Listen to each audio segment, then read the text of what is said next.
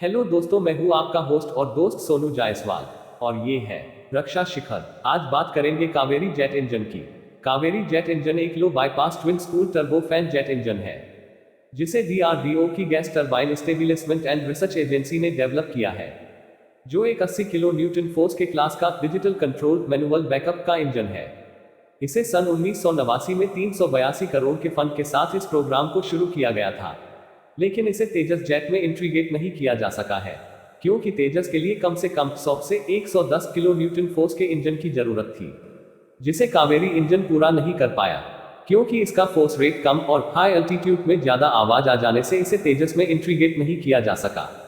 लेकिन इसके drive variant यानी के बिना आफ्टर बर्नर के इसे यूएवी में लगाया जा सकता है।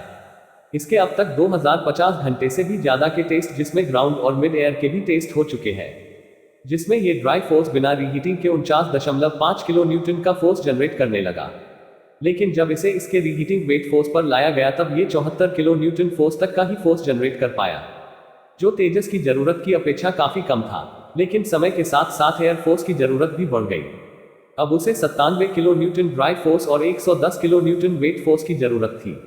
अब बात ये कि ड्राई फोर्स और वेट फोर्स में अंतर क्या होता है, तो इसका जवाब ये है कि ड्राई फोर्स में इंजन के कंबर्सन में हवा के साथ फ्यूल मिक्स करके आग लगाकर एग्जॉस्ट से गर्म गैस को पीछे छोड़ दिया जाता है, और वेट फोर्स के लिए आफ्टर बर्नर स्टेज का इस्तेमाल किया जाता है।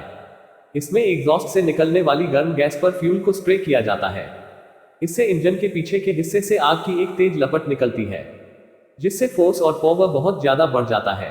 अब सबसे बड़ी बाधा इस इंजन को बनाने की ये थी कि gas turbine establishment and research agency के पास कोई इंफ्रास्ट्रक्चर नहीं था, कोई भी टेस्ट बेड फैसिलिटी नहीं थी, जेट बनाने का नॉलेज नहीं था, मेटलर्जी की जानकारी नहीं थी, इसमें लगने वाले कंपोनेंट नहीं थे, मटेरियल उपलब्ध नहीं थे, इसमें लगने वाले संसाधन नहीं थे, और सबसे बड़ी बात, इसमें सबसे ज्यादा पैसे लगने वाले थे, जो कि gas turbine establishment and research agency के पास नहीं थे।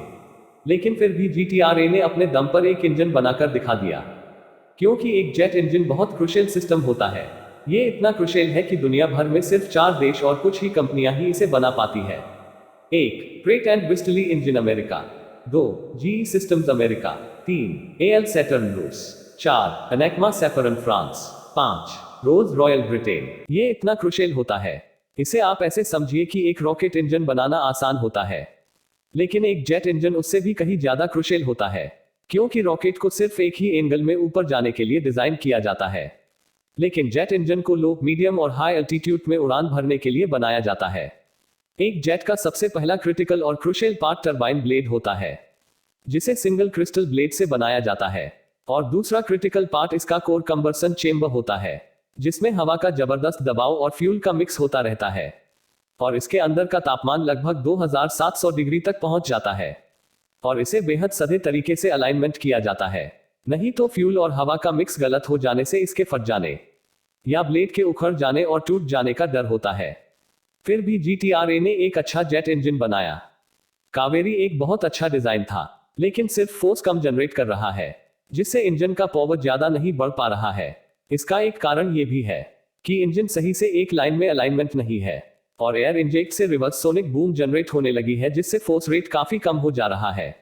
एनेक्मा सैफरन ने इसका एक और सॉल्यूशन दिया कि आप हमारे M88 इंजन के कोर कंबर्सन को अपने इंजन में लगाकर अपना इंजन पूरा कर ले, लेकिन इसके बदले हमें उनको हमेशा रॉयल्टी देनी होगी, और हम उन्हीं पर डिपेंड रह जाएंगे।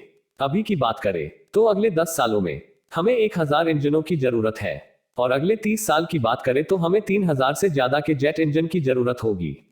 और इतनी बड़ी संख्या में इंजन होने के कारण हम किसी और देश पर डिपेंड नहीं रह सकते हैं, हमें अपना ही जेट इंजन चाहिए।